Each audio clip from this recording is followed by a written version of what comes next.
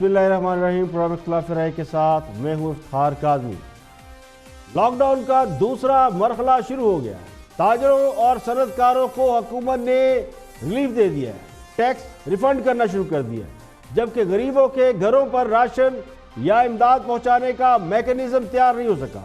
भूख और अफलास से तंग लोग अब आहिस्ता आहिस्ता बाहर निकल कर मुख्तलिफ शहरों में एहतजाज करते नजर आते हैं।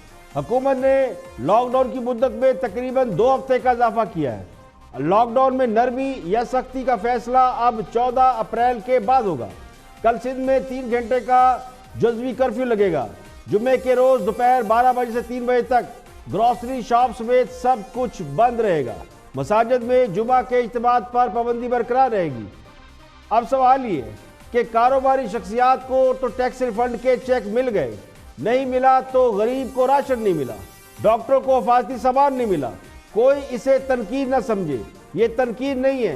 सवाल ये कि हुकूमत की प्रायोरिटी क्या है, तरजीहात क्या है। क्या तरजीहात लोगों को कोरोना वायरस की वबा से बचाना है, या कोरोना वायरस के बायस होने वाले लॉकडाउन से उनके घरों में जो फाके हो रहे हैं उनसे बचाना है, लोगों की जान बचाना है, या इस वक्त ताजरों और सनतकारों को खुश करना है, या इस वक्त हुकूमत अगर अपनी नई पॉलिसियां मुतारफ कराना चाहती है तो वो ज़रूरी है, यानी इंडस्ट्रियल पॉलिसी या कंस्ट्रक्शन पॉलिसी या रिफंड टैक्स पॉलिसी। क्या ये तरजीहात है? बदकिस्मती से रिफंड भी उन्हें ही मिल रहा है जो आजकल लोगों को बेरोजगार कर रहे हैं। फैक्ट्रियां, कारोबार तो बंद पड़े हैं, लोगों को नौकरियों से निकाला जा रहा है, हजारों लोग बेरोजगार हो रहे हैं। उनको तो आप 100-125 अरब रुपए का टैक्स रिफंड करने चल पड़े हैं। जरूर करें, लेकिन ये वक्त या ये तरजीहात क्या होनी चाहिए? इस वक्त तरजीह गरीब अवाम और दिहाड़ीदार मजदूर होने चाहिए। वो होने चाहिए जिनके घरों में चूल्हे बुझ चुके हैं, वो सफ़ेद पोश तबका जो बाहर निकल के हाथ नहीं फैला सकता, वो सफ़ेद पोश तबका जो किसी से उधार नहीं मांग सकता। बज़ाहिर हुकूमत मुतासरीन के लिए पैकेज देने की कोशिश कर रही है, अच्छी बात है। कई रोज से ये तैयारी जारी है। बार बार वज़ीर आज़म आते हैं, कौम से खिताब करते हैं, उम्मीद दिलाते हैं, लेकिन ज़मीनी हक़ाइक़ ये हैं कि लोगों के घरों में अभी तक राशन नहीं पहुंचा। भूख और अफलास पहुंच चुकी है। जिन्हें फौरी रिलीफ दरकार है उन्हें फौरी रिलीफ नहीं मिल रहा, और जिन्हें फौरी रिलीफ दरकार नहीं था उन्हें हुकूमत ने सबसे पहले ऑन एयर आके पब्लिकली रिलीफ दे दिया है। चले, अच्छी बात है, मगर ये पेट की भूख बढ़ती जा रही है, लोगों के चूल्हे बुझते जा रहे हैं, इनका ख्याल कौन करेगा? हुकूमत ने ये ऐलान किया है कि बिजली और गैस के बिल 3 माह के बाद भी अदा किए जा सकते हैं। यानी मतलब ये है कि गैस और बिजली के बिलों पर रियायत कोई नहीं है। आप चाहे घर में बैठे हैं, आपका रोजगार है नहीं है, 2 नहीं 3 माह बाद बिल तो देना पड़ेगा।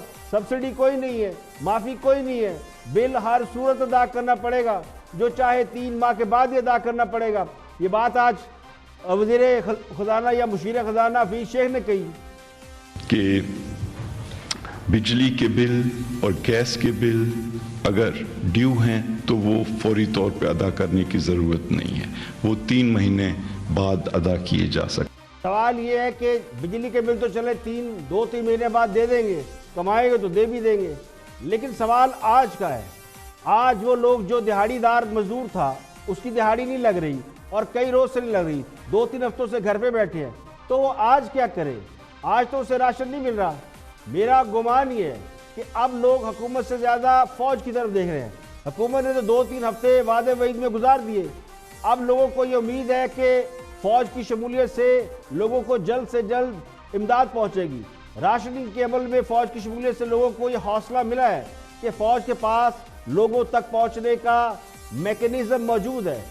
आज वज़ीर आज़म एक बार फिर सामने आए और उन्होंने कारोबारी तबके और सनतकारों से खिताब किया और अपनी तरजीहात को एड्रेस किया। जो डेली वेजर है, जो इनफॉर्मल इकॉनमी है, जिसकी कोई रजिस्ट्रेशन ही नहीं है, जो जिसकी अक्सरियत है, उसके लिए हम पूरी एहसास प्रोग्राम के ज़रिए कोशिश कर रहे हैं कि हम इन गरीब घरानों तक पहुंच जाएं। जो अब तक हमने 1,20,00,000 लोगों को हम इंशाल्लाह एहसास प्रोग्राम से डायरेक्ट पैसे पहुंचाएंगे। जो 12,000 का हमने पैकेज है, जो हमारी कैंपेन अब चल रही है SMS की, ताकि उन घरानों तक डायरेक्ट पैसा पहुंचे कि क्योंकि वो सबसे ज़्यादा मुश्किल में है इस वक्त। तो बिजनेसेस को हमने इसलिए सपोर्ट करना है कि बिजनेस कम्युनिटी के बगैर पाकिस्तान आगे बढ़ ही नहीं सकता। बड़ी बुरी आदत थी हुकूमतों की कि वो रिफंड्स देते नहीं थे, जिसकी वजह से हमारी इंडस्ट्री आगे नहीं बढ़ सकती थी, री इन्वेस्ट नहीं कर सकती थी।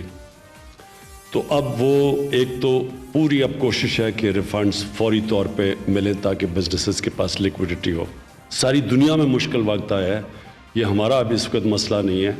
मैं अमेरिका में देख रहा हूँ कि वहाँ भी उनको, जो दुनिया का अमीर तरीन मुल्क है, उधर उनको बड़ा मुश्किल इस वक्त आई हुई है कि कोरोना वर्सेस द इकॉनमी, ये उनको भी डायलेमा है। हमारा कोरोना एक तरफ है और दूसरी तरफ भूख है।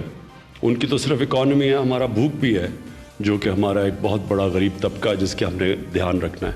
हमने ये जो बैलेंस है कि एक तरफ हमने देखना है कि कोरोना ना फैले, और उसके लिए अभी तक माशाअल्लाह अल्लाह का ख़ास करम है कि जो ट्रैजेक्टरी बाकी मुल्कों में है, पाकिस्तान में वो ट्रैजेक्टरी नहीं है। हमारे अभी भी बड़ी जिस रेट पे कोरोना फैल रहा है, वो इंशाअल्लाह हमारे पास जो वसाइल अब तक हैं उस पर हम काबू पा लेंगे। कंस्ट्रक्शन इंडस्ट्री को इंसेंटिवाइज करना, उनको पूरी तरह उनकी मदद करनी है चलने के लिए, और उनके लिए इंशाअल्लाह एक बहुत बड़ा पैकेज मैं कल अनाउंस कर रहा हूँ, जिसके ऊपर हम बड़ी देर से काम कर रहे हैं। अब हुकूमत ताजरों और सनतकारों को उस वक्त एतमाद में लेने की कोशिश कर रही है जब पूरी दुनिया के कारोबारी हालात, मुआशी हालात ख़राब है, लेन देन हो ही नहीं रहा, कारोबार चल ही नहीं रहे, ना प्रोडक्शन हो रही है, ना डिलीवरी हो रही है, ना ऑर्डर है, ना सप्लाई है, डिमांड ही नहीं है, लोग घरों में बैठे हैं। अगर यही काम खान साहब ने इक़्तिदार में आने के बाद किया होता, जब लोग कह रहे थे कि खान साहब ताजरों सनतकारों को पुशअप करें, उन्हें बैक करें, नैब ने ताजरों और सनतकारों को खौफजदा ना किया होता, तो आज हमारी मुआशी हालत खासी बेहतर होती। चले देर आए दुरुस्त आए, मगर अब भी सवाल तरजीहात का है कि हमारी प्रायोरिटी क्या है। जब मईशत को सहारा देने की ज़रूरत थी तो मईशत को सहारा नहीं दिया, जब लोगों को राशन देने की ज़रूरत है तो उन्हें राशन नहीं मिल रहा, सिर्फ भाषण मिल रहा है। सामने और भी हम मौज़ूआत शामिल हैं, देखते हैं हाईलाइट। के ज़रूरियात ज़िंदगी है, उनकी जितनी दुकानें और जितने आउटलेट्स हैं उनको भी खोलना है, फिर उनके जो सप्लाई चेन है उनको बहाल करना है, ताकि सिर्फ एक फ्रूट की दुकान या खाने की दुकान या कोई दुकान खोलनी जो है प्रोविजंस की, या ग्रोसरी स्टोर को खोलना जो है, किराने के स्टोर को खोलना, वो काफ़ी नहीं है कि उनका ग्राफ ऊपर आ रहा है और लोग समझते हैं कि वाकई ये सीरियस कोई लोग हैं। मैं मुराद अली शाह की तारीफ़ करता हूँ, मैं बिलावल की तारीफ़ करता हूँ। इतना ही यकीन माने दुख होता है ये मुस्लिम लीग नून लोगों की, उनको देख के, इनकी बातें सुन के, इनकी हरकतें देख के यकीन माने अफसोस होता है कि इनको ज़रा क्राइसिस का इनको उसका इदराक नहीं है। इसका तजुर्बा पहले कभी किसी मुल्क को भी नहीं था, और ख़ास तौर पे हमारे मुल्क में इस किस्म की कोई इतने मैसिव लेवल पे वबा नहीं आई थी। अब जिस तरह के ये शुरू हुआ, हमने ये देखा कि उस पर क्रिटिसिज्म भी आया हमारे पे, लेकिन हमने ये देखा कि वक्त ने यही बताया है कि जो प्राइम मिनिस्टर साहब ने जो एक स्ट्रेटजी बनाई थी, जिसमें कि तो कब इस मुल्क में आपने इत्तेफाक राय कितनी बातों पे देखा है? उफ़क़ी तौर पे देखें, अमूदी तौर पे देखें, आप सियासी तौर पे देखें, आप मजहबी हवालों से देखें, हम तो एक गली में इकट्ठे नहीं हैं, तो आप किस लेवल पे इत्तेफाक और इत्तेहाद वगैरह की, ये एक ड्रीम है, इसको आप चेस करते रहो, ठीक है। वफाकी हुकूमत अभी तक नहीं अंदाज़ा लगा पाई है, ना बताया उन्होंने कि क्या असर होगा। आपके इदाद शुमार को खुद वफाकी वज़रा असद उमर साहब हों, हमाद साहब हों, बहुत ही ज़्यादा उसको क्रेडिबल मानते हैं, आपको के आर्टिकल्स को कोट करते रहे हैं माजी में। ये बड़े ही मायूस कुन नंबर्स हैं, और आप दो सिचुएशन दे रहे हैं। एक सिनेरियो है कि 4.6% मईशत गिर जाएगी, दूसरा है 9.5%। ये आपके सामने इस तरह का कभी जो अब ये जो वायरस हुई है, जो पैंडेमिक है, आपके सामने दुनिया में आप देखें क्या हो रहा है। आप देखें अमेरिका जैसे मुल्क में जो 2200 अरब डॉलर रिलीफ फंड दे सकता है। और अब बात करते हैं मुल्क भर में कोरोना वायरस के मरीजों की तादाद 2291 होगी, जबकि कोरोना वायरस से जाँ बाक होने वाले अफराद की तादाद 33 हो गई। 9 मरीजों की हालत अब भी तशवीशनाक है। 107 मरीज कोरोना वायरस से सेहतयाब हो चुके। गुज़श्ता 24 घंटों के दौरान मजीद 76 अफराद में कोरोना वायरस की तशखीस हुई है। पंजाब में कोरोना के तस्दीक शुदा मरीजों की तादाद तेजी से बढ़ रही है। पंजाब में कोरोना के मरीजों की तादाद 845 होगी, सिंध में 743, खैबर पख्तूनख्वा में 276, बलूचिस्तान में 169, इस्लामाबाद में 69, जबकि गिलगित बल्तिस्तान में 187 अफराद कोरोना वायरस में मुब्तला पाए गए। आज़ाद कश्मीर में भी कोरोना वायरस के मरीजों की तादाद बढ़कर 9 हो गई। खैबर पख्तूनख्वा में कोरोना वायरस के मुसद्दका केसेस की तादाद 276 है, जबकि 710 मरीजों का टेस्टों का नतीजा अभी तक मौसूल नहीं हुआ। यानी ये वो मरीज है जिनमें कोरोना वायरस के मुस्बत यानी पॉजिटिव असरात पाए गए हैं, उनके अभी टेस्टों के नताइज आना बाकी हैं, जिसके बाद इस बात का इम्कान मौजूद है कि खैबर पख्तूनख्वा में तादाद ज़्यादा हो जाएगी। रिपोर्ट के मुताबिक सूबा खैबर पख्तूनख्वा में 29 कोरोना पॉजिटिव मरीजों का दोबारा टेस्ट नेगेटिव वसूल हुआ है। यानी 29 मरीज ऐसे थे जिनका टेस्ट पॉजिटिव था, इलाज के बाद उनका टेस्ट नेगेटिव निकला है। इसमें 10 ज़ायरीन भी शामिल हैं। तो कोरोना के बायस मुल्क भर में लॉकडाउन और महंगाई से मेहनत कशों का जीना मुहाल हो गया है। मुल्क भर में खाने पीने की अशिया महंगी हो रही हैं, बल्कि नायाब हो रही है। सड़क किनारे मेहनत कश तबके की कतारें लग चुकी हैं। सिंध में कल दोपहर 12 बजे से 3 बजे तक मुकम्मल लॉकडाउन होगा, सिर्फ मेडिकल स्टोर खुलेंगे। वफाक की जानिब से आवाम के लिए बिजली और गैस के वाजिबात 3 माह में अदा करने का ऐलान किया है। इसके अलावा कैम्ब्रिज स्कूल सिस्टम ने भी प्राइवेट उम्मीदवारों समेत बच्चों को बगैर इम्तहान के पास करने की पॉलिसी जारी कर दी है, जबकि इंटरनेशनल परवाज़ें भी शुरू कर दी गई है और पाकिस्तान से 2 तैयारे कनाडा के लिए मुसाफिरों को लेकर रवाना होंगे। तो यानी डोमेस्टिक परवाज़ों पर पाबंदी है, लेकिन इंटरनेशनल परवाज़ें जो है उनका आगाज़ हो चुका है। PIA का ख़ुसूसी तैयारा चीन से मज़ीद 52 टन इमदादी सामान लेकर पाकिस्तान पहुँच गया। तो दुनिया भर में कोरोना से मुतासर अफराद की तादाद 9.5 लाख हो गई है, जबकि हलाक होने वालों की तादाद 47,251 हो गई है। कोरोना से मुतासरा 1,94,585 अफराद सेहतयाब भी हुए। अमेरिका में सबसे ज़्यादा हलाकतें हुई हैं कोरोना वायरस में। एक ही दिन में सबसे ज़्यादा होने वाली हलाकतों में अमेरिका सर फहरिस्त है। गुज़श्ता 24 घंटों में कोरोना वायरस के तकरीबन 26,000 केस रिपोर्ट हुए। यानी अमेरिका में मुतासर अफराद की तादाद 2,15,300 से ज़ायद होगी, जबकि एक ही रोज़ में 1,000 से ज़ायद लोग मर चुके हैं। यानी अमेरिका में मरने वालों की तादाद 5,110 तक पहुंच गई है और ये चीन से बढ़ गई है। इटली, स्पेन और अब उसके बाद अमेरिका, जहां पे कोरोना वायरस के मरीजों की सबसे ज़्यादा हलाकतें हो रही हैं, जबकि अमेरिका के बाद शहरों में ज़रूरी तिब्बी सामान की शदीद किल्लत भी पैदा हो गई है। अमेरिका जैसे मुल्क में भी तिब्बी सहूलियात का फुकदान नजर आता है। अमेरिकी सदर एक बार फिर खबरदार किया है कि आने वाले दिन उनके लिए, उनकी कौम के लिए मुश्किल होंगे। न्यूयॉर्क के गवर्नर पहले खबरदार कर चुके हैं कि कोरोना वायरस का शिकार होने वाले 20% मरीज वेंटिलेटर पर हैं, जबकि अमेरिका ने चीन पर अमवात छुपाने का इल्ज़ाम लगा दिया। अमेरिका ये कहता है कि जिस तरह कोरोना वायरस से हलाकतें हो रही हैं और चीन ने रिपोर्ट किया कि हलाकतें उनके यहाँ 3 या 3,500 हुई हैं, वो फिगर गलत है। अमेरिका के मुताबिक चीन में मरने वालों की तादाद कहीं ज़्यादा है। कांग्रेस अरकान ने इंटेलिजेंस रिपोर्ट की बुनियाद पर कहा है कि बीजिंग ने दुनिया को गुमराह किया। चीन ने हलाकतों की तादाद कम बताई है। इसलिए बरतानिया में 4 पाकिस्तानियों समेत मजीद 563 अफराद कोरोना वायरस के बाद हलाक हुए और बरतानिया में मरने वालों की तादाद 2,500 हो गई, जबकि मरीजों की तादाद 30,000 से ज़्यादा हो गई। फ्रांस में भी अब तक 9 पाकिस्तानी समेत 4,032 अफराद हलाक हो चुके हैं। इटली में कोरोना वायरस से मौत की तादाद 13,155, जबकि स्पेन में 9,387 है।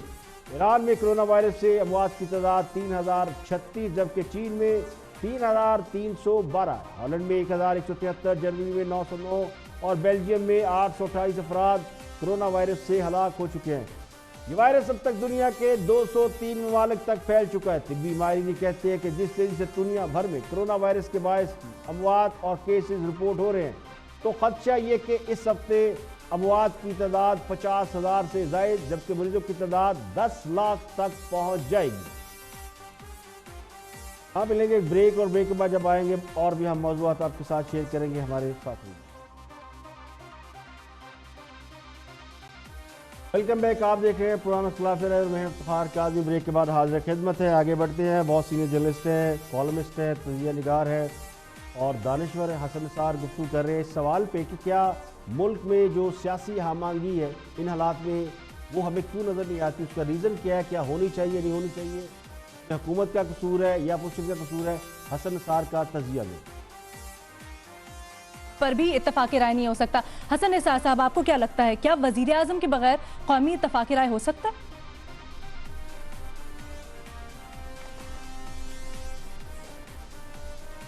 دیکھیں, بچھوؤں کے درمیان ویسے ہی اتفاق رائے نہیں ہوتا ہوں. بچھوؤں کی قطار جا رہی تھی, کسی نے پوچھا کہ تم میں سے سردار کون ہے, تو ایک بچھو نے جواب دیا جس کی دم پہ پاؤں رکھو گے وہی سردار ہے. مجھے ایک بات بتائیں, ابھی حفیظ اللہ بات کر رہے تھے, تو کب اس ملک میں آپ نے اتفاق رائے کتنی باتوں پہ دیکھا ہے؟ افقی طور پہ دیکھیں, عمودی طور پہ دیکھیں, آپ سیاسی طور پہ دیکھیں, آپ مذہبی حوالوں سے دیکھیں. ہم تو ایک گلی میں اکٹھے نہیں ہیں, تو آپ کس لیول پہ اتفاق اور اتحاد وغیرہ کی, یہ ایک ڈریم ہے, اس کو آپ چیس کرتے رہو, ٹھیک ہے. اور باقی رہ گیا کہ بھی یہ حکومت کیا کر رہی ہے, تو یہ دودھ دے رہی ہے, لیکن it's difficult to decide کہ اس دودھ میں مینگنے زیادہ ہیں کہ دودھ زیادہ ہے. کنفیوژن کا ایک عالم ہے, وہی آگے کنوے ہو رہا ہے. بے نظیر, آپ کو کیا لگتا ہے کنفیوژن کا عالم ہے؟ بس ہی میں نے بات کر. حکمران جماعت بھی کنفیوز ہے اور ان کے حمایتی بھی کنفیوز ہے, یعنی تعریفیں بھی کرنا چاہتے ہیں اور مخالفین کی جی بھر کر بیشنگ بھی کرنی ہے. حکومت کے لیے ہمدردوں کی تعداد بھی بڑھانا ہے, لیکن کوئی ایک کام بھی ایسا نظر نہیں آتا جس کو لے کر ڈنکا بجایا جائے. تو کنفیوژن اگر ادھر ہے تو کنفیوژن ادھر بھی ہے. کنفیوز وہ بھی ہے جو ہنسنا چاہتے ہیں لیکن ان کی سانسیں گرم گرم نکل رہی ہیں. اب ذرا اس تھیوری کی بات کر لیں کہ ہم ایک کیوں نہیں ہو سکتے. دیکھیں, نظریہ, سوچ, رائے یہ سب کی الگ الگ ہو سکتی ہے. ایک گھر میں بھی ہوتی ہے, ایک محلے میں بھی ہوتی ہے اور ایک ملک میں بھی ہو سکتی ہے. رنگ اور نسلیں بھی الگ الگ ہو سکتی ہیں, لیکن قوم ایک ہو سکتی ہے. قومی مفاد سب کا ایک ہوتا ہے. اگر آپ اسے ماننے سے انکار کر دیں گے اور سانپ, بچھو, زہریلے جانوروں کی مثالیں دیں گے اور زہریلے الفاظ استعمال کریں گے اور زہر بجے الفاظ یا زہر بجے جملے استعمال کریں گے, تو پھر معاشرے میں اچھی سوچ تو نہیں پھیلے گی. معاشرے میں تو آپ کے لفظوں کا زہر ہی پھیلے گا جو ہم ان میں منتقل کر رہے ہیں. تو سیاسی اختلافات بھی ہوتے ہیں, مذہبی تفریق بھی ہوتی ہے, لیکن انجام یعنی اینڈ کسی ایک نقطے پر ہو جاتا ہے. یہ انفینٹی نہیں ہے. جیسے خدا اور رسول پر سب کا اتفاق ہے, ہم سارے مسلمان ہیں, ایک اللہ ایک رسول کو سب مانتے, تو ایسی بات مت کریں کہ لوگ کسی نقطے پر متفق نہیں ہو سکتے, مل کر نہیں بیٹھ سکتے. اس سے مایوسی پھیلتی ہے اور یہ وہ حالات ہوتے ہیں جب وبا ہوتی ہے یا جب ایسا ملک میں مشکل وقت آتا ہے, تو مایوسی پھیلانے والی باتیں کم کرنا چاہیے. تنقید ہوتی ہے لیکن تنقید برائے اصلاح ہوتی ہے, لیکن اگر آپ بالکل ہی اس کو یعنی کہہ دیں کہ کچھ بھی نہیں ہو سکتا, امپاسبل, اس کے اوپر کانٹا لگا دے, تو اس سے معاشرے میں مایوسی پھیلتی ہے, تقسیم بڑھتی ہے. لوگ تبدیلی کا بھی تو خواب دیکھتے رہے ہیں, کسی نے روکا نہیں تبدیلی کا خواب دیکھنے میں, تو پھر یہ خواب دیکھنے میں کیا پابندی ہے کہ ملک کے مفاد کے معاملے میں ہم سب ایک ہو جائیں, اور اس وقت تو اس کی ضرورت بھی ہے. اب بات کریں گے, وفاقی وزیر شفقت محمود آف دی ریکٹ میں گفتگو کر رہے ہیں اور یہ سوال بھی کہا جا رہا ہے کہ اگر حکومت غریب, نادار یا ایسے لوگ جو دیہڑی دار مزدور ہیں جو گھروں میں بیٹھے ہیں ان کو ان کی راشننگ کرنا چاہتی ہے, انہیں فنڈ یا چیک دینا چاہتی ہے, جو بھی حکومت امدادی سرگرمیاں کرنی چاہتی ہے, خاص نے ایک ٹائیگر فورس بنانے کا بھی اعلان کیا. سوال بھی پوچھا جا رہا ہے, بلکہ تجاویز بھی میڈیا کی طرف سے دی گئی. بہت سے لوگ کہہ رہے ہیں کہ بلدیاتی نمائندے موجود ہیں, ان سے آپ کام لیں, پارلیمنٹیرین موجود ہیں, الیکٹڈ لوگ موجود ہیں. تو اس سوال کا جواب شفقت محمود صاحب کس طرح دے رہے ہیں, حکومت کا ورژن کیا آف دی ریکٹ میں دیکھتے ہیں. بہت شفقت محمود کہ ضروریات زندگی ہے, ان کی جتنی دکانیں اور جتنے آؤٹ لیٹس ہیں ان کو بھی کھولنا ہے. پھر ان کے جو سپلائی چین ہے ان کو بحال کرنا ہے, تاکہ صرف ایک فروٹ کی دکان یا کھانے کی دکان یا کوئی دکان کھولنی جو ہے پروویژنز کی, یا گروسری سٹور کو کھولنا جو ہے, کریانے کے سٹور کو کھولنا, وہ کافی نہیں ہے. اس کے پیچھے جو پورا اس کا سپلائی چین ہے اس کو بھی ساتھ شامل کر رہا ہے. اس کے بعد کئی پرائم منسٹر صاحب کوشش کر رہے ہیں کہ ہم کسی طریقے سے جو کنسٹرکشن ہے, روڈ کنسٹرکشن ہے, اس کو کھولیں تاکہ لوگوں کو روزگار ملے. میں نے پہلے آپ سے گزارش کی کہ روزگار میں لوگوں کو ملنا. شفقت صاحب ایسے ایک سوال یہ ہے, اگر اجازت دیں, دیکھیں جب آپ یہ ٹائیگر فورس بنائیں گے, اس طرح کی فورس کو موبلائز کرنے, ٹرین کرنے, ان کی ٹریننگ نہیں ہے اس چیز کی. اب آپ نے فرض کریں کہ جب بھی لوگ اکٹھے کرنے ہیں, اٹ از کوائٹ پاسبل صرف شہروں سے اکٹھے ہوں, گاؤں سے نہ آئیں. ان لوگوں کو اگر گجرات بھیجنا پڑ گیا, لالا موسیٰ بھیجنا پڑ گیا, کسی کو ڈی جی خان بھیجنا پڑے گا, کوئی رحیم یار خان جائے گا, وہ ان کو نہیں پتا ہوگا ان چیزوں کا. سو اگر انہوں نے وہاں جا کر بھی لوکل سے ہی ڈیل کرنا ہے, تو یہ جو اپوزیشن کا موقف ہے, محلہ کمیٹیاں اور لوکل کاؤنسلر لیول کے لوگوں کو استعمال کیا جائے, یہ ممکن ہے ان کو استعمال کرنا؟ نہیں کاشف, میرا خیال ہے تھوڑا سا آپ سمجھے نہیں. یہ جو ٹائیگر فورس ہوگی, کرونا فورس جو ہوگی, یہ کہیں اور نہیں جائے گی, یہ اپنے علاقے میں کام کریں گے. اور یہ اپنے علاقے میں ان کا جو مین مقصد ہے کہ پہلے تو جو مستحقین ہیں ان کو, حکومت کو, ڈپٹی کمشنرز کو مدد کرنی, آئیڈینٹیفائی کرنے میں کہ جی یہ مستحقین ہیں کون جن کو ضرورت ہے راشن کی. اس کے بعد جہاں جہاں گورنمنٹ راشن پہنچائے گی اس میں اگر ضرورت پڑی تو اس کی معاونت کرنی. یہ ایک سارا کام جو ہے حکومت کی نگرانی میں ہو رہا ہے اور ڈپٹی کمشنرز اس کو سارے کو کریں گے. یہ نہیں ہے کہ یہ کوئی ایک جگہ لاہور سے اٹھ کے ڈی جی خان جا رہا ہے یا لاہور سے اٹھ کے کوئی لالے موسیٰ جا رہا ہے, ایسے نہیں ہے. یہ اپنے علاقے میں. اور جہاں تک لوکل گورنمنٹ کا تعلق ہے, بات یہ ہے کہ یہ جو دھانس دھاندلی سے لوکل گورنمنٹ آئی تھی پنجاب میں, جس طریقے سے فراڈ کر کے ان کو الیکشن جتوایا گیا تھا, اس کے بعد کیا ان کو دوبارہ ہینڈ اوور کر دیں. سو مقصد یہ ہے کہ یہ ساری چیزیں جو ہے جو الیکشن آپ جیتے وہ شفاف, اور جو میرا مخالف جیت جائے اس میں دھاندلی ہوئی ہے. یعنی میرا کتا اور آپ کا کتا ٹامی. اصل مسئلہ یہی ہے. حکمران جماعت یہ ثابت کرنے پر تلی ہے کہ اس سے پہلے جتنے حکمران تھے پاکستان میں, آج تک جتنے حکمران رہے, وہ سب نکمے, نکٹو, چور تھے اور بدعنوان تھے. اس سے پہلے جتنی حکومتیں بنی وہ سب نااہل تھیں, بے ایمان تھی. اور جو آج اقتدار میں ہے وہ دودھ کے دھلے ہوئے ہیں. وہ لمبی چھوڑیں, کوئی پرابلم نہیں. جھوٹے دعوے کریں, کوئی مسئلہ نہیں. غلط الزام لگائیں, اس سے بھی کوئی پرابلم نہیں ہے. لیکن ان سے زیادہ عقل مند حکمران نہ پہلے آئے تھے نہ آئیں گے. یعنی جس پر حکومت کر رہے ہیں انہیں چور ڈاکو قرار دینے پر تلے بیٹھے ہیں. اور یہ کام ایک سلسلہ جاری ہے. ہر اس نظام کو اور سسٹم کو تہس نہس کیا جا رہا ہے جو لوگوں کے لیے ریلیف دے سکتا ہے. اور کبھی کبھی جو لگتا ہے کہ نظام کو امیجینیشنلی یعنی تخیلاتی طور پر چلایا جا رہا ہے, زمینی حقائق کو بات نہیں کرتا. بنیادی طور پر نوجوانوں سے مستحق افراد کی تلاش کا کام لیا جائے گا, لیکن چونکہ سوچ میں کلیئرٹی نہیں ہے تو خود ہی اس کو متنازع بنا رہے ہیں. کسی نے ٹائیگر فورس پہ اس حوالے سے تنقید نہیں کی کہ آپ نوجوانوں سے کوئی کام لینا چاہتے ہیں. تنقید ایک تو اس کے نام پہ ہو رہی تھی, اور دوسرا یہ ہو رہی تھی کہ اگر آپ اس سے پہلے جو ایک سسٹم موجود تھا جو اس کو آپ استعمال کرتے تو اب تک لوگوں کے گھروں میں راشن پہنچ چکا ہوتا. آپ نے نہیں کیا, آپ کی مرضی. یہاں پہ لے کے ایک بریک, اور بریک کے بعد جب واپس آئیں گے اور بھی ہم موضوعات آپ کے ساتھ شیئر کریں گے. ہمارے ساتھ رہیں گے. Welcome back. آپ دیکھ رہے ہیں پروگرام اختلاف رائے, میں افتخار کاظم. بریک کے بعد حاضر خدمت ہے. آگے بڑھتے ہیں اور گفتگو کر رہے ہیں. شبلی فراز سینیٹر ہیں, کیونکہ ایک بڑے ہم رہنما ہیں. یہ دیکھتے ہیں کہ ان کا موضوع کیا ہے. کیا جائے, اس سے پہلے بھی حکومت چل رہی تھی, اب اس سے بہتری کیسے آئے گی نظام میں؟ دیکھیں ارشد, بات یہ ہے کہ یہ جس طرح کا یہ وائرس ہے اور جس طرح کی یہ افتاد ہے, اس کا تجربہ پہلے کبھی کسی ملک کو بھی نہیں تھا, اور خاص طور پہ ہمارے ملک میں اس قسم کی کوئی اتنے میسو لیول پہ وبا نہیں آئی تھی. اب جس طرح کہ یہ شروع ہوا, ہم نے یہ دیکھا کہ اس پہ کرٹیسزم بھی آیا ہمارے پہ, لیکن ہم نے یہ دیکھا کہ وقت نے یہی بتایا ہے کہ جو پرائم منسٹر صاحب نے جو ایک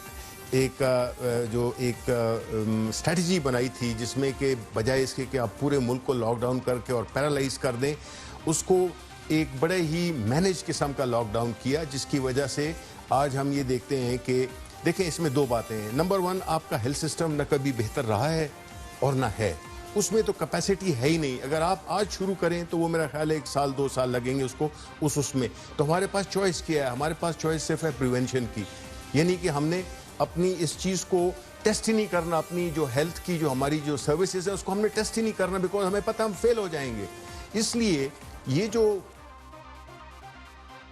دیکھیں نہ ڈونلڈ ٹرمپ نے باراک اوباما پر یہ الزام لگایا کہ وہ کرونا وائرس سے نمٹنے کے لیے امریکہ میں ہیلتھ کا معیاری نظام نہیں چھوڑتے ہیں، نہ برطانوی وزیر اعظم بورس جانسن نے اپنے سابقہ وزراء اعظم پر یہ الزام لگایا، نہ نریندر مودی نے کانگریس پر یہ الزام لگایا کہ کانگریس کئی سال حکمران رہی اور ہندوستان کو تباہ کر کے انہیں سونپ گئی. ایک ہمارے یہ المیہ ہے کہ جہاں اپنی نالائکی ہو اس کا الزام دوسروں پر لگا دو، سابقہ حکومتوں پر الزام لگا دو کہ وہ تباہ کر گئے. اللہ خیر صلی اللہ. اب حکومت اس بات کو خود مان رہی ہے کہ وہ لوگوں کے ٹیسٹ اس لیے زیادہ نہیں کر رہے کہ کہیں زیادہ بڑی تعداد میں مریض نہیں کرنا ہے. اگر مریض زیادہ ہو گئے تو پھر ان کا علاج کرنا پڑے گا. ابھی تو لوگوں کو ٹیسٹ ہی نہیں ہوئے اور یہ پتہ ہی نہیں کہ تعداد کتنی ہے، تو اس لیے حکومت صرف سیفٹی میئر لے رہی ہے. یعنی یہ کہنے کی کوشش کی جا رہی ہے کہ حکومت کے پاس علاج کی سہولیات ہی موجود نہیں. یعنی تاثر یہ دیا جا رہا ہے کہ ہمارے یہاں صحت کا کوئی نظام ہی نہیں، جو کہ حقائق کے برعکس ہے. اس میں کسی کی ہم سپورٹ نہیں کر رہے، لیکن آپ خود ذرا غور کریں کہ 22 کروڑ آبادی والا ملک جو اب شاید 23 کروڑ ہو گیا، کیا یہ ملک صحت کے کسی مربوط نظام کے بغیر چل سکتا تھا؟ کئی سالوں سے اگر اب 22-23 کروڑ یا آبادی آہستہ آہستہ بڑھتی ہے، چلے 10 سال پہلے 18 کروڑ ہوگی، تو کیا کوئی اگر صحت کا نظام نہ ہوتا تو یہ ملک چلتا؟ معیار کا فرق ہو سکتا ہے، سٹینڈرڈ ڈیفرنٹ ہو سکتے ہیں، لیکن یہ نہیں ہو سکتا کہ لوگ بیمار پڑے اور آپ کے پاس انہیں ٹیک کیئر کرنے کے لیے سہولت ہی نہ ہو. تو ہاسپٹل موجود ہے اور کئی سالوں سے موجود ہے جو 22-23 کروڑ کی آبادی کو ٹیک کیئر کرتے ہیں. جب مصیبت پڑتی ہے تو پوری دنیا ایک ہی لائن میں ہو جاتی ہے. اب سہولیات کے کم اور زیادہ ہونے پر آپ ڈیبیٹ کر سکتے ہیں، لیکن یہ کہنا کہ صحت کے شعبے میں کبھی کچھ ہوا ہی نہیں محض ایک سیاسی الزام سے زیادہ کچھ نہیں. پوری دنیا میں جہاں صحت کا نظام بہت معیاری تھا، جہاں لوگوں کو کبھی نظرہ تک نہیں ہوا، وہاں بھی اب لوگ سہولیات کی کمی کا سوال اٹھا رہے ہیں. اور ہمارے یہاں چونکہ بہت سی بیماریاں رہی ہیں، ہم نے ڈینگی دیکھا، ملیریا دیکھا، اسی وجہ سے ہمارے یہاں شاید لوگوں میں امیونٹی سسٹم بہت سٹرونگ ہے. لیکن جن ملکوں میں اس نام کی کوئی بیماری نہیں تھی، وہاں پہلی بار ایک وائرس نے یہ ہنگامہ مچایا ہوا ہے، تو وہاں بھی مصیبت پڑی ہوئی ہے. اگر وہ لوگ بھی ڈر جاتے اور لوگوں کے ٹیسٹ اس خوف سے نہ کرتے کہ کہیں ان کے ہیلتھ سسٹم کا پول نہ کھل جائے، تو ان کے فگر بھی مختلف ہوتے ہیں. تو ایسا نہیں ہے، صحت کا ایک سسٹم موجود ہے. یہ آپ کہہ سکتے ہیں کہ شاید ہم دنیا کے مقابلے میں جو دنیا کے پاس سہولتیں ہیں ان کے مقابلے میں ہمارے پاس سہولتیں کم ہیں. تو یہ بات کسی حد تک مانی جا سکتی. آگے بڑھتے ہیں اور شاہ زیب خانزادہ کے ساتھ گفتگو کر رہے ہیں ماہر معیشت حفیظ پاشا. اور بہت سی دنیا کے جو اقتصادی ادارے ہیں وہ یہ پریڈکٹ کر رہے ہیں کہ دنیا کی معیشت گر رہی ہے، اور 9/11 کے بعد شاید دوسری بار، ایک بار ریسیشن آیا تھا اور اب دوسری بار اس سے بھی بڑا المیہ ہے کہ دنیا کی بھر کی معیشتیں تباہ ہو رہی ہیں. تو پاکستان میں اکانومی کے حوالے سے بھی جو مختلف پریڈکشنز کی جا رہی ہیں، ماہر معیشت ہیں اور حکومت میں بھی رہے حفیظ پاشا، دیکھتے ہیں کہ ان کا انالیسس کیا ہے اس حوالے سے. وفاقی حکومت ابھی تک نہیں اندازہ لگا پائی ہے، نہ بتایا انہوں نے کہ کیا اثر ہوگا. آپ کے اعداد و شمار کو خود وفاقی وزراء اسد عمر صاحب ہوں، حماد صاحب ہوں، بہت ہی زیادہ اس کو کریڈیبل مانتے ہیں، آپ کو کے آرٹیکلز کو کوٹ کرتے رہے ہیں ماضی میں. یہ بڑے ہی مایوس کن نمبرز ہیں اور آپ دو سچویشن دے رہے ہیں. ایک سینیریو ہے کہ 4.6% معیشت گر جائے گی، دوسرا ہے 9.5%. کیا ایگزیکٹلی ہوگا ان دونوں سینیریوز میں کہ جس کی وجہ سے یا تو ایک سینیریو ہو یا پھر زیادہ برا سینیریو ہو؟ کیا کس وجہ سے ہوگی یہ بات؟ دیکھیے اس کی 3-4 وجہ ہیں. ایک تو جس طرح آپ نے کہا کہ دنیا بھر کے حالات جو ہیں وہ ریسیشن کی طرف جا چکے ہیں، اور خطرہ یہ ہے کہ جو اس وقت اچھی پرفارمنس کرنے والے ملک جو تھے وہ بھی ان کا شرح نمو بھی نیگیٹو ہو سکتا ہے. دوسری طرف اگر آپ اندرونی حالات پہ دیکھیں تو پاکستان کی جو ایکسپورٹ انڈسٹری ہے ان کے آرڈرز رک گئے ہیں اور کچھ پیمنٹس بھی رک گئی ہیں. تو ہماری ایکسپورٹ انڈسٹری بری طرح سے متاثر ہو رہی ہے باہر کے حالات کی وجہ سے. دوسری طرف ان حالات میں جب ایک پینڈیمک ہو اور ملک کے اندر لوگ پریشان ہوں، اور پروڈکشن میں کمی ہو تو پھر پرائیویٹ انویسٹمنٹ تو نہ ہونے کے برابر ہوگی. تو دوسرا فیکٹر جس کی وجہ سے شرح نمو میں کمی آ سکتی ہے وہ یہ کہ انویسٹمنٹ کی رفتار کم ہو سکتی ہے. اور تیسری وجہ اور سب سے بڑی وجہ ایک لحاظ سے یہ ہے کہ لوگوں کا جو خرچہ ہے، کنزمپشن ایکسپینڈیچر جسے ہم کہتے ہیں، وہ کم ہونے کا امکان اس لیے پیدا ہو گیا ہے کہ بے روزگاری میں کچھ اضافہ ہو سکتا ہے. تو یہ جب تین چیزیں آپ ملا لیتے ہیں، انویسٹمنٹ، ایکسپورٹس اور کنزمپشن، تو اس کے نتیجے میں یقیناً خدا نخواستہ میں کہوں گا کہ شرح نمو میں آپ کی جو پازیٹیو تقریباً 2.5% تھی، اب یہ خطرہ ہے کہ اگر آپ ایوریج لے لیں تو 6 سے 7% نگیٹو جا سکتی ہے. ایک محاورہ ہے، مرے کو مارے شاہ مدار، یعنی جو پہلے ہی تباہ حال ہو، مرا ہو، وہ اور کتنا تباہ ہوگا. لیکن معیشت کی تباہ حالی کے ذمہ داروں کو بچنے کا موقع ضرور مل گیا. اقتصادی ماہرین اس بات کی پیشن گوئی کر رہے ہیں کہ شاید پاکستان کی تاریخ میں پہلی بار گروتھ ریٹ نیگیٹو میں چلا جائے. تو بظاہر اس کی وجہ کوئی بھی ہو، لیکن آج کل کی تاریخ میں اسے کرونا وائرس کی وجہ سے ہی سمجھا جائے گا. کرونا وائرس بظاہر وہ وبا ہے جس نے پوری دنیا کی معیشت کو تباہ کر دیا ہے، کیونکہ دنیا کی معیشت، دنیا کی اکانومی یا تو ٹورزم پہ کھڑی تھی یا امپورٹ ایکسپورٹ پہ کھڑی تھی. تو ہمارے یہاں تو یہ دونوں چیزیں نہیں تھیں، لیکن یہ جواز ہماری معیشت کی تباہ حالی کے لیے استعمال ہونا شروع ہو گیا ہے. تو کوئی اس سے انکار بھی نہیں کر سکتا. حکمران جماعت یہ موقف اختیار کر چکی ہے کہ وہ معیشت ٹھیک کر چکے تھے اور شاید معیشت بہت آئیڈیل ہونے والی تھی، لیکن کرونا وائرس درمیان میں آ گیا. اب ماننی پڑے گی بات، اب حالات گراؤنڈ ریئلٹی کیا ہے، حالات مزید تباہی کی طرف جا رہے ہیں. اس بات کا خدشہ موجود ہے کہ حکومتی پالیسیوں کی وجہ سے اگر بے روزگاروں کی تعداد 10 سے 20 لاکھ تک بڑھ چکی ہے تو کرونا وائرس سے جو لاک ڈاؤن ہوا ہے اس سے بے روزگاروں کی تعداد دگنی ہو چکی ہے. شاید یہ فگر نصف کروڑ تک پہنچ جائے، اس سے بھی زیادہ بڑھ سکتا ہے اور پوری دنیا میں ہونا ہے. اتنے بڑے پیمانے پر بے روزگاری کا خدشہ ہے جس کا تصور نہیں کیا جا سکتا.